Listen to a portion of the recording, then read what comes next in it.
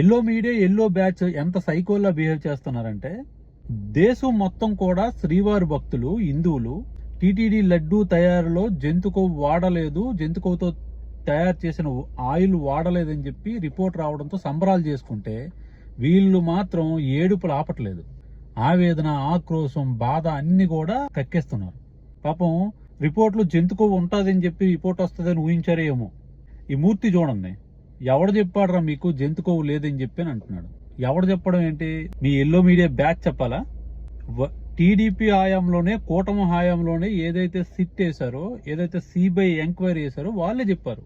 TTD లడ్డూకు సంబంధించి తీసుకున్న samples లో ఎటువంటి జంతుకొవ్వుతో తయారు చేసిన ఆయిల్స్ లేవని చెప్పేసి క్లీన్ చీట్ ఇచ్చింది, సిబిఐ ఇచ్చింది, సిట్ ఇచ్చింది. మీ ఎల్లో మీడియా ఇవ్వాలా? మీ ఎబిచార్ మీడియా ఇవ్వాలా? ఇప్పటికే చంద్రబాబు నాయుడు, పవన్ కళ్యాణ్ దేవుడితో రాజకీయం చేసి టీటీడీ లడ్డు యొక్క ప్రతిష్టను దిగజార్చి, శ్రీవారి ప్రతిష్టను దిగజార్చి ఇప్పటికే చాలా పెద్ద పాపం చేశారు. దాన్ని మీరు కొనసాగింపగా ఇంకా ఆ కవర్ డ్రైవ్లు వేయొద్దు. దేవుడితో రాజకీయం చేశాము, క్షమించండి అని చెప్పి ఇప్పటికైనా క్షమాపణ వేడుకోండి.